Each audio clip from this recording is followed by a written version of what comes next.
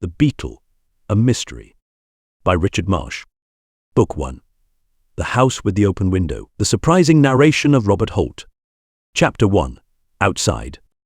No room. Full up. He banged the door in my face. That was the final blow. To have tramped about all day looking for work, to have begged even for a job which would give me money enough to buy a little food, and to have tramped and to have begged in vain, that was bad. But sick at heart, depressed in mind and in body, exhausted by hunger and fatigue, to have been compelled to pocket any little pride I might have left and solicit, as the penniless, homeless tramp which indeed I was, a night's lodging in the casual ward, and to solicit it in vain, that was worse. Much worse. About as bad could be.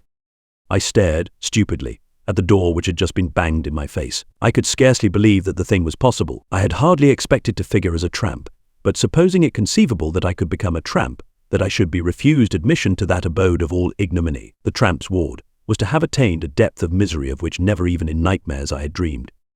As I stood wondering what I should do, a man slouched towards me out of the shadow of the wall. "Won't 'e let ya in? He says it's full." "Says it's full, does he? That's the lay at Fulham.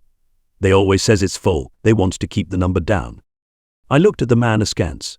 His head hung forward, his hands were in his trouser pockets, his clothes were rags, his tone was husky. "Do you mean that they say it's full when it isn't? That they won't let me in although there's room?" "That's it. Blokes are kiddin' ya." "But if there's room, aren't they bound to let me in?" "Course they are, and, blimey, if I was you I'd make him. Blimey I would." He broke into a volley of execrations. "But what am I to do?" "Why, give him another rouser, let him know as you won't be kidded." I hesitated. Then, acting on his suggestion, for the second time I rang the bell. The door was flung wide open, and the grizzled pauper, who had previously responded to my summons, stood in the open doorway. Had he been the chairman of the Board of Guardians himself, he could not have addressed me with greater scorn. "What, here again? What's your little game? Think I've nothing better to do than to wait upon the likes of you? I want to be admitted." "Then you won't be admitted." "I want to see someone in authority." "Ain't ya signed someone in authority?" "I want to see someone besides you. I want to see the master." "Then you won't see the master." He moved the door swiftly to, but prepared for such a maneuver I thrust my foot sufficiently inside to prevent his shutting it. I continued to address him. "Are you sure that the ward is full?" "Full 2 hours ago." "But what am I to do?" "I don't know what you're to do." "Which is the next nearest workhouse?" "Kensington." Suddenly opening the door, as he answered me, putting out his arm, he thrust me backwards. Before I could recover, the door was closed. The man in rags had continued a grim spectator of the scene. Now he spoke. "Nice bloke, ain't he? He's only one of the paupers. Has he any right to act as one of the officials? I tell ya, some of them paupers is worse than the officers, a long sight worse. They thinks they owns the houses. Blimey, they do. Oh, it's a fine world, this is." He paused. I hesitated. For some time there had been a suspicion of rain in the air. Now it was commencing to fall in a fine but soaking drizzle. It only needed that to fill my cup to overflowing. My companion was regarding me with a sort of sullen curiosity. "Ain't you got no money?" "Not a farthing." "Done much of this sort of thing?" "It's the first time I've been to a casual ward, and it doesn't seem as if I'm going to get in now." "I thought you looked as if you was a bit fresh. What are ya going to do?" "How far is it to Kensington?" "Work us." "About 3 mile, but if I was you, I'd try St. George's." "Where's that?" "In the Fulham Road." "Kensington's only a small place, they do you well there, and it's always full as soon as the doors opened. You'd have more chance at St. George's." He was silent. I turned his words over in my mind, feeling as little disposed to try the one place as the other. Presently, he began again. "I've travelled from Reading this day. I've tramped every foot, and all the way as I come along, I'll have a shakedown at Hammersmith," I says, "and now I'm as far off from it as ever. This is a fine country, this is. I wish every soul in it was swept into the sea. Blimey, I do. But I ain't going to go no further. I'll have a bed in Hammersmith, or I'll know the reason why." "How are you going to manage it? Have you got any money?" "Got any money? My crikey. I look as though I had. I sound as though I had too. I ain't had no brads, 'cept now and then a brown. This last 6 months." "How are you going to get a bed then?" "How am I going to? Why, like this way." He picked up 2 stones, one in either hand. The one in his left he flung at the glass which was over the door of the casual ward. It crashed through it, and through the lamp beyond. "That's how I'm going to get a bed." The door was hastily opened. The grizzled pauper reappeared. He shouted as he peered at us in the darkness. Who done that? I done it, guv'nor, and if you like you can see me do the other. It might do your eyesight good. Before the grizzled pauper could interfere, he had hurled the stone in his right hand through another pane. I felt that it was time for me to go. He was earning a night's rest at a price which, even in my extremity, I was not disposed to pay. When I left, 2 or 3 other persons had appeared upon the scene, and the man in rags was addressing them with a degree of frankness which, in that direction, left little to be desired. I slunk away unnoticed, but had not gone far before I had almost decided that I might as well have thrown in my fortune with the bolder wretch, and smashed a window too. Indeed, more than once my feet faltered, as I all but returned to do the feat which I had left undone. A more miserable night for an out-of-door excursion I could hardly have chosen. The rain was like a mist, and was not only drenching me to the skin, but it was rendering it difficult to see more than a little distance in any direction. The neighborhood was badly lighted. It was one in which I was a stranger. I had come to Hammersmith as a last resource. It had seemed to me that I had tried to find some occupation which would enable me to keep body and soul together in every other part of London, and that now only Hammersmith was left. And at Hammersmith, even the workhouse would have none of me. Retreating from the inhospitable portal of the casual ward, I had taken the first turning to the left, and, at the moment, had been glad to take it. In the darkness and the rain, the locality which I was entering appeared unfinished. I seemed to be leaving civilization behind me. The path was unpaved, the road rough and uneven, as if it had never been properly made. Houses were few and far between. Those which I did encounter seemed, in the imperfect light, amid the general desolation, to be cottages which were crumbling to decay.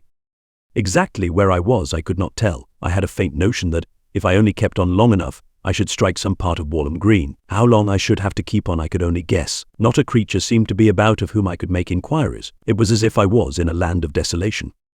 I suppose it was between 11 o'clock and midnight. I had not given up my quest for work till all the shops were closed, and in Hammersmith, that night, at any rate, they were not early closers. Then I had lounged about dispiritedly, wondering what was the next thing I could do. It was only because I feared that if I attempted to spend the night in the open air, without food, when the morning came I should be broken up and fit for nothing, that I sought a night's free board and lodging. It was really hunger which drove me to the workhouse door. That was Wednesday. And Wednesday, since the Sunday night preceding, nothing had passed my lips save water from the public fountains, with the exception of a crust of bread which a man had given me whom I had found crouching at the root of a tree in Holland Park. For 3 days I had been fasting, practically all the time upon my feet. It seemed to me that if I had to go hungry till the morning I should collapse, there would be an end. Yet in that strange and inhospitable place, where was I to get food at that time of night? And how? I do not know how far I went. Every yard I covered, my feet dragged more. I was dead beat, inside and out. I had neither strength nor courage left, and within there was that frightful craving, which was as though it shrieked aloud. I leant against some palings, dazed and giddy. If only death had come upon me quickly, painlessly, how true a friend I should have thought it. It was the agony of dying inch by inch which was so hard to bear. It was some minutes before I could collect myself sufficiently to withdraw from the support of the railings, and to start afresh. I stumbled blindly over the uneven road. Once, like a drunken man, I lurched forward and fell upon my knees. Such was my backboneless state that for some seconds I remained where I was, half disposed to let things slide, accept the good the gods had sent me, and make a night of it just there. A long night, I fancy, it would have been, stretching from time unto eternity. Having regained my feet, I had gone perhaps another couple of 100 yards along the road. Heaven knows that it seemed to me just then a couple of miles, when there came over me again that overpowering giddiness which, I take it, was born of my agony of hunger. I staggered, helplessly, against a low wall which, just there, was at the side of the path. Without it I should have fallen in a heap. The attack appeared to last for hours. I suppose it was only seconds, and when I came to myself, it was as though I had been aroused from a swoon of sleep, aroused to an extremity of pain. I exclaimed aloud. For a loaf of bread, what wouldn't I do?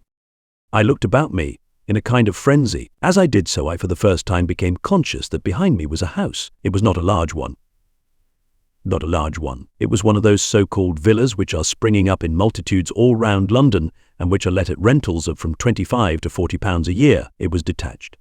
So far as I could see, in the imperfect light, there was not another building within 20 or 30 yards of either side of it. It was in 2 stories. There were 3 windows in the upper story. Behind each the blinds were closely drawn. The hall door was on my right. It was approached by a little wooden gate. The house itself was so close to the public road that by leaning over the wall I could have touched either of the windows on the lower floor. There were 2 of them. One of them was a bow window. The bow window was open. The bottom centre sash was raised about 6 inches. Chapter 2. Inside.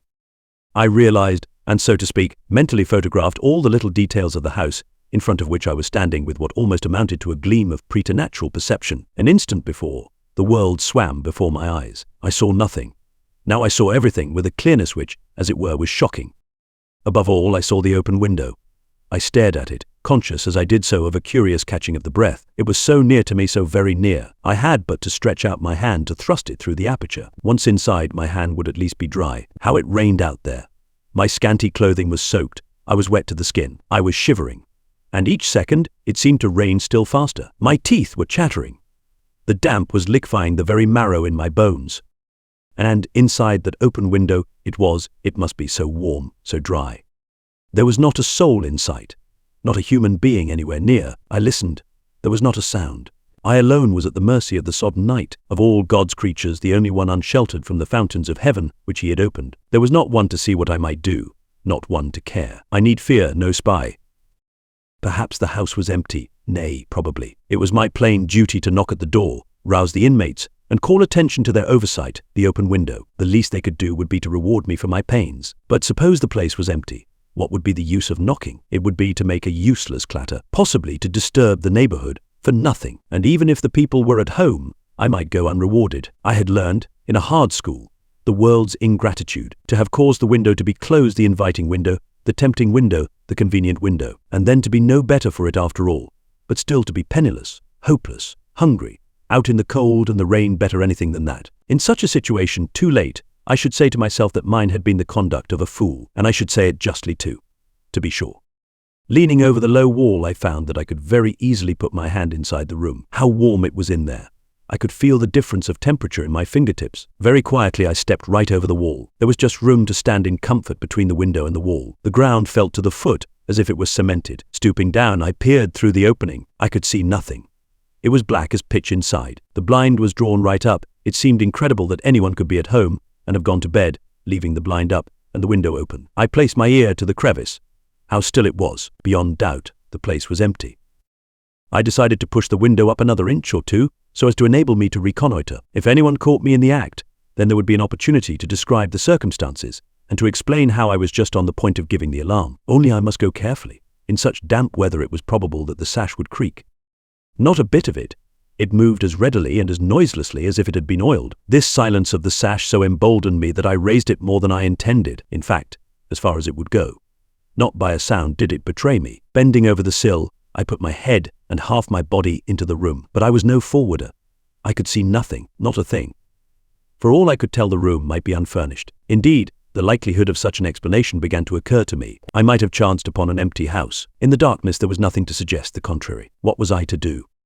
Well, if the house was empty, in such a plight as mine, I might be said to have a moral, if not a legal, right to its bare shelter. Who, with a heart in his bosom, would deny it me? Hardly the most punctilious landlord. Raising myself by means of the sill, I slipped my legs into the room.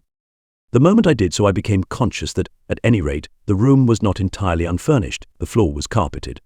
I have had my feet on some good carpets in my time. I know what carpets are, but never did I stand upon a softer one than that. It reminded me somehow, even then, of the turf in Richmond Park. It caressed my instep and sprang beneath my tread. To my poor, travel-worn feet, it was luxury after the puddly, uneven road. Should I, now I had ascertained that the room was, at least partially furnished, beat a retreat, or should I push my researches further? It would have been rapture to have thrown off my clothes and to have sunk down on the carpet, then and there, to sleep. But I was so hungry, so famine-goaded, what would I not have given to have lighted on something good to eat?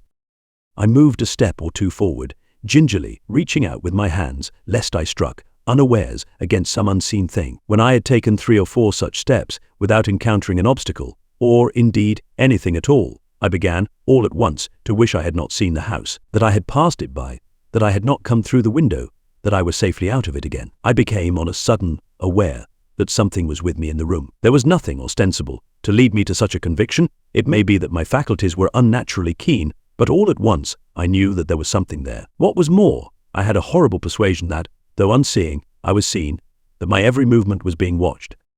What it was that was with me I could not tell. I could not even guess. It was as though something in my mental organization had been stricken by a sudden paralysis. It may seem childish to use such language, but I was overwrought, played out, physically speaking, at my last counter, and in an instant, without the slightest warning. I was conscious of a very curious sensation, the like of which I had never felt before, and the like of which I pray that I never may feel again, a sensation of panic fear. I remained rooted to the spot on which I stood, not daring to move, fearing to draw my breath. I felt that the presence with me in the room was something strange, something evil.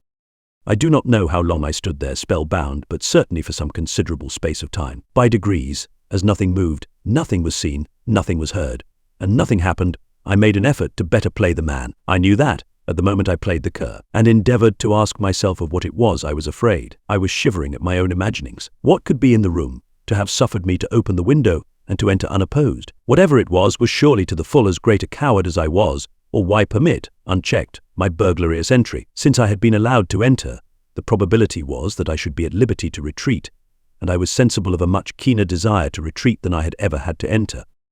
I had to put the greatest amount of pressure upon myself before I could summon up sufficient courage to enable me to even turn my head upon my shoulders, and the moment I did so I turned it back again. What constrained me to save my soul I could not have said, but I was constrained. My heart was palpitating in my bosom. I could hear it beat. I was trembling so that I could scarcely stand. I was overwhelmed by a fresh flood of terror. I stared in front of me with eyes in which, had it been light, would have been seen the frenzy of unreasoning fear. My ears were strained, so that I listened with an acuteness of tension which was painful. Something moved, slightly, with so slight a sound that it would scarcely have been audible to other ears save mine. But I heard. I was looking in the direction from which the movement came, and as I looked, I saw in front of me two specks of light. They had not been there a moment before. That I would swear. They were there now. They were eyes. I told myself they were eyes. I had heard how cat's eyes gleam in the dark, though I had never seen them, and I said to myself that these were cat's eyes, that the thing in front of me was nothing but a cat. But I knew I lied. I knew that these were eyes, and I knew they were not cat's eyes, but what eyes they were I did not know, nor dared to think. They moved towards me. The creature to which the eyes belonged was coming closer. So intense was my desire to fly that I would much rather have died than stood there still. Yet I could not control a limb. My limbs were as if they were not mine. The eyes came on, noiselessly. At first they were between 2 and 3 feet from the ground, but on a sudden there was a squelching sound, as if some yielding body had been squashed upon the floor. The eyes vanished, to reappear, a moment afterwards, at what I judged to be a distance of some 6 inches from the floor, and they again came on. So it seemed that the creature, whatever it was to which the eyes belonged, was, after all, but small. Why I did not obey the frantic longing which I had to flee from it, I cannot tell. I only know I could not. I take it that the stress and privations which I had lately undergone, and which I was, even then, still undergoing, had much to do with my conduct at that moment, and with the part one played in all that followed. Ordinarily, I believe that I have as high a spirit as the average man, and as solid a resolution, but when one has been dragged through the valley of humiliation, and plunged, again and again, into the waters of bitterness and privation, a man can be constrained to a course of action of which, in his happier moments, he would have deemed himself incapable. I know this of my own knowledge. Slowly the eyes came on with a strange slowness, and as they came they moved from side to side, as if their owner walked unevenly. Nothing could have exceeded the horror with which I awaited their approach, except my incapacity to escape them. Not for an instant did my glance pass from them. I could not have shut my eyes for all the gold the world contains, so that, as they came closer, I had to look right down to what seemed to be almost the level of my feet, and at last they reached my feet. They never paused. On a sudden I felt something on my boot, and with a sense of shrinking, horror, nausea, rendering me momentarily more helpless, I realized that the creature was beginning to ascend my legs, to climb my body. Even then what it was I could not tell. It mounted me, apparently, with as much ease as if I had been horizontal instead of perpendicular. It was as though it were some gigantic spider, a spider of the nightmares, a monstrous conception of some dreadful vision. It pressed lightly against my clothing with what might, for all the world, have been spiders' legs. There was an amazing host of them. I felt the pressure of each separate one. They embraced me softly, stickily, as if the creature glued and unglued them, each time it moved. Higher and higher. It had gained my loins. It was moving towards the pit of my stomach. The helplessness with which I suffered its invasion was not the least part of my agony. It was that helplessness which we know in dreadful dreams. I understood quite well that if I did but give myself a hearty shake, the creature would fall off, but I had not a muscle at my command. As the creature mounted, its eyes began to play the part of 2 small lamps. They positively emitted rays of light. By their rays I began to perceive faint outlines of its body. It seemed larger than I had supposed. Either the body itself was slightly phosphorescent, or it was of a peculiar yellow hue. It gleamed in the darkness. What it was there was still nothing to positively show, but the impression grew upon me that it was some member of the spider family, some monstrous member, of the like of which I had never heard or read. It was heavy, so heavy indeed that I wondered how, with so slight a pressure, it managed to retain its hold. That it did so by the aid of some adhesive substance at the end of its legs, I was sure. I could feel it stick. Its weight increased as it ascended, and it smelt. I had been for some time aware that it emitted an unpleasant fetid odor. As it neared my face, it became so intense as to be unbearable. It was at my chest. I became more and more conscious of an uncomfortable wobbling motion, as if each time it breathed its body heaved. Its forelegs touched the bare skin about the base of my neck. They stuck to it. Shall I ever forget the feeling? I have it often in my dreams. While it hung on with those in front, it seemed to draw its other legs up after it. It crawled up my neck, with hideous slowness, a quarter of an inch at a time, its weight compelling me to brace the muscles of my back. It reached my chin, it touched my lips, and I stood still and bore it all, while it enveloped my face with its huge, slimy, evil-smelling body, and embraced me with its myriad legs. The horror of it made me mad. I shook myself like one stricken by the shaking egg. I shook the creature off. It squashed upon the floor. Shrieking like some lost spirit, turning, I dashed towards the window. As I went, my foot, catching in some obstacle, I fell headlong to the floor. Picking myself up as quickly as I could, I resumed my flight. Rain or no rain, oh, to get out of that room. I already had my hand upon the sill. In another instant, I should have been over it. Then, despite my hunger, my fatigues, let anyone have stopped me if they could, when someone behind me struck a light. Chapter 3. The Man in the Bed. The illumination which instantly followed was unexpected. It startled me, causing a moment's check, from which I was just recovering when a voice said, "Keep still." There was a quality in the voice which I cannot describe. Not only an accent of command, but a something malicious, a something saturnine. It was a little guttural, though whether it was a man speaking I could not have positively said, but I had no doubt it was a foreigner. It was the most disagreeable voice I had ever heard, and it had on me the most disagreeable effect, for when it said, "Keep still," I kept still. It was as though there was nothing else for me to do. Turn round. I turned round, mechanically, like an automaton. Such passivity was worse than undignified. It was galling. I knew that well. I resented it with secret rage. But in that room, in that presence, I was invertebrate. When I turned, I found myself confronting someone who was lying in bed. At the head of the bed was a shelf. On the shelf was a small lamp, which gave the most brilliant light I had ever seen. It caught me full in the eyes, having on me such a blinding effect that for some seconds I could see nothing. Throughout the whole of that strange interview, I cannot affirm that I saw clearly. The dazzling glare caused dancing specks to obscure my vision. Yet, after an interval of time, I did see something, and what I did see I had rather have left unseen. For when it said, "Keep still," I kept still.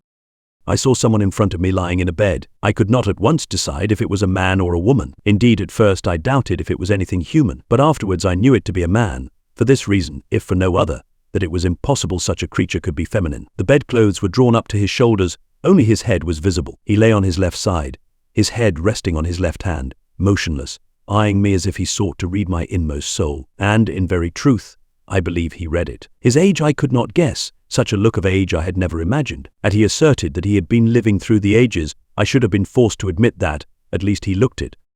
And yet I felt that it was quite within the range of possibility that he was no older than myself. There was a vitality in his eyes which was startling. It might have been that he had been afflicted by some terrible disease, and it was that which had made him so supernaturally ugly. There was not a hair upon his face or head, but to make up for it, the skin, which was a saffron yellow, was an amazing mass of wrinkles. The cranium, and, indeed, the whole skull, was so small as to be disagreeably suggestive of something animal. The nose, on the other hand, was abnormally large, so extravagant were its dimensions, and so peculiar its shape, it resembled the beak of some bird of prey. A characteristic of the face, and an uncomfortable one, was that, practically, it stopped short at the mouth. The mouth, with its blubber lips, came immediately underneath the nose, and chin, to all intents and purposes, there was none. This deformity for the absence of chin amounted to that it was which gave to the face the appearance of something not human, that, and the eyes. For so marked a feature of the man were his eyes, that, ere long, it seemed to me that he was nothing but eyes. His eyes ran, literally, across the whole of the upper portion of his face. Remember, the face was unwontedly small, and the column of the nose was razor-edged. They were long, and they looked out of narrow windows, and they seemed to be lighted by some internal radiance, for they shone out like lamps in a lighthouse tower. Escape them I could not, while, as I endeavored to meet them, it was as if I shriveled into nothingness. Never before had I realized what was meant by the power of the eye. They held me enchained, helpless, spellbound. I felt that they could do with me as they would, and they did. Their gaze was unfaltering, having the bird-like trick of never blinking. This man could have glared at me for hours and never moved an eyelid. It was he who broke the silence. I was speechless. Shut the window, I did as he bade me. Pull down the blind, I obeyed. Turn round again, I was still obedient. What is your name? Then I spoke, to answer him. There was this odd thing about the words I uttered, that they came from me, not in response to my willpower, but in response to his. It was not I who willed that I should speak, it was he. What he willed that I should say, I said, just that and nothing more. For the time I was no longer a man, my manhood was merged in his. I was, in the extremest sense, an example of passive obedience. Robert Holt. Ternert. What are you? Then. A clerk. You look as if you were a clerk. There was a flame of scorn in his voice which scorched me even then. What sort of a clerk are you? I am out of a situation. You look as if you were out of a situation again, the scorn. Are you the sort of clerk who is always out of a situation? You are a thief. I am not a thief. Do clerks come through the window? I was still, he putting no constraint on me to speak. Why did you come through the window? Because it was open. So, do you always come through a window which is open? No. Then why through this? Because I was wet and cold and hungry and tired. The words came from me as if he had dragged them one by one, which in fact he did. Have you no home? No. Money? No. Friends? No. Then what sort of a clerk are you? I did not answer him. I did not know what it was he wished me to say. I was the victim of bad luck. Nothing else, I swear it. Misfortune had followed hard upon misfortune. The firm by whom I had been employed for years suspended payment. I obtained a situation with one of their creditors at a lower salary. They reduced their staff, which entailed my going. After an interval, I obtained a temporary engagement. The occasion which required my services passed, and I with it. After another and a longer interval, I again found temporary employment, the pay for which was but a pittance. When that was over, I could find nothing. That was 9 months ago, and since then I had not earned a penny. It is so easy to grow shabby when you are on the everlasting tramp and are living on your stock of clothes. I had trudged all over London in search of work. Work of any kind would have been welcome, so long as it would have enabled me to keep body and soul together, and I had trudged in vain. Now I had been refused admittance as a casual. How easy is the descent! But I did not tell the man lying on the bed all this. He did not wish to hear. Had he wished, he would have made me tell him. It may be that he read my story, unspoken though it was. It is conceivable. His eyes had powers of penetration which were peculiarly their own, that I know. Undress. When he spoke again, that was what he said, in those guttural tones of his, in which there was a reminiscence of some foreign land. I obeyed, letting my sodden, shabby clothes fall anyhow upon the floor. A look came on his face, as I stood naked in front of him, which, if it was meant for a smile, was a satyr's smile, and which filled me with a sensation of shuddering repulsion. What a white skin you have, how white! What would I not give for a skin as white as that? Ah yes, he paused, devouring me with his glances, then continued. Go to the cupboard, you will find a cloak, put it on. I went to a cupboard which was in a corner of the room, his eyes following me as I moved. It was full of clothing, garments which might have formed the stock in trade of a costumier, whose speciality was providing costumes for masquerades. A long dark cloak hung on a peg. My hand moved towards it, apparently of its own volition. I put it on, its ample folds falling to my feet. In the other cupboard you will find meat and bread and wine. Eat and drink.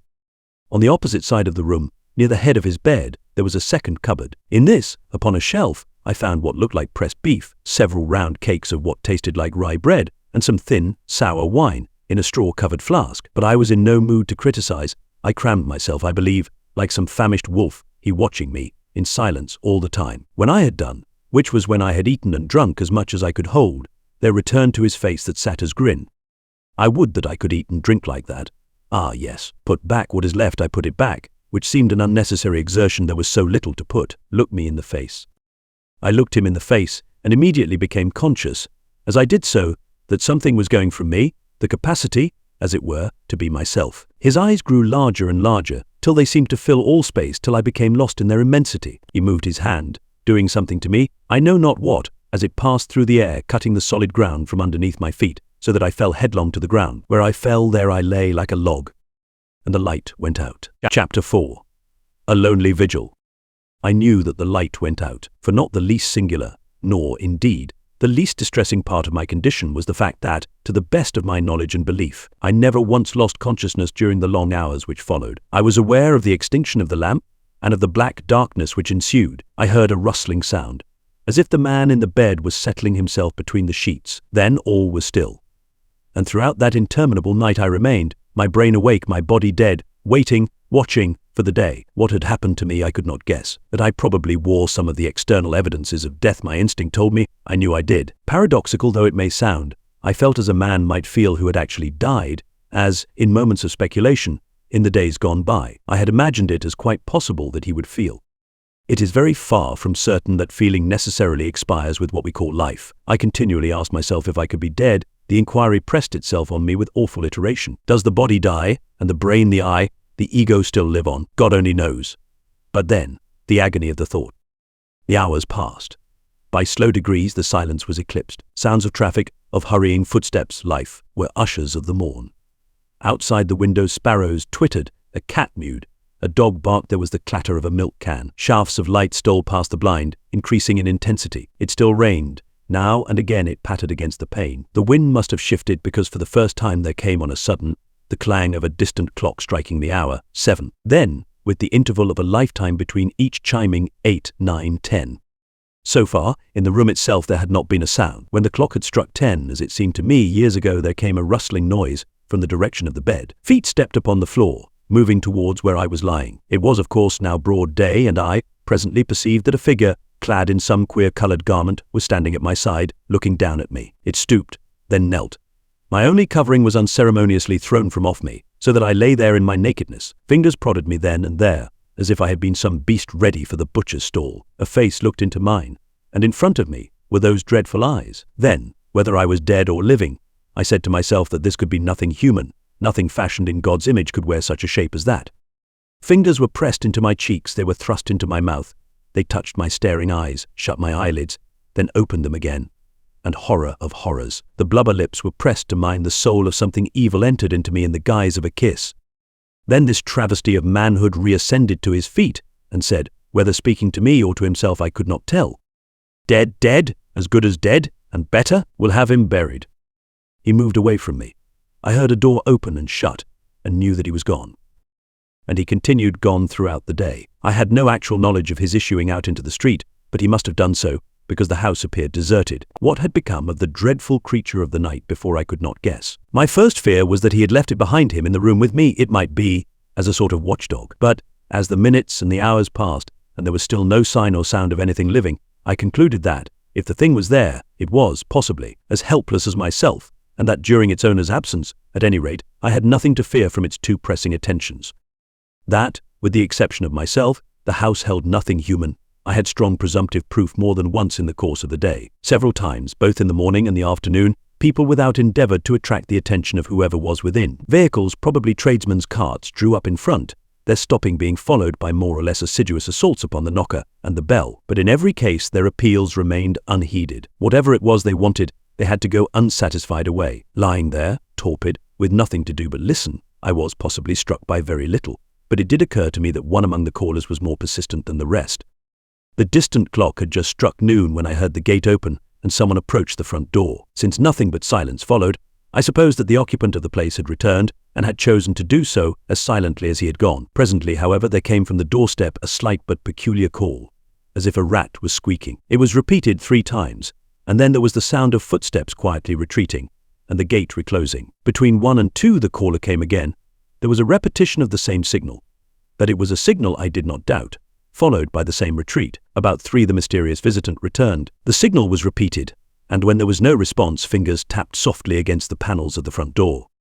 When there was still no answer, footsteps stole softly round the side of the house, and there came the signal from the rear, and then again tapping of fingers against what was, apparently, the back door. No notice being taken of these various proceedings, the footsteps returned the way they went, and, as before, the gate was closed.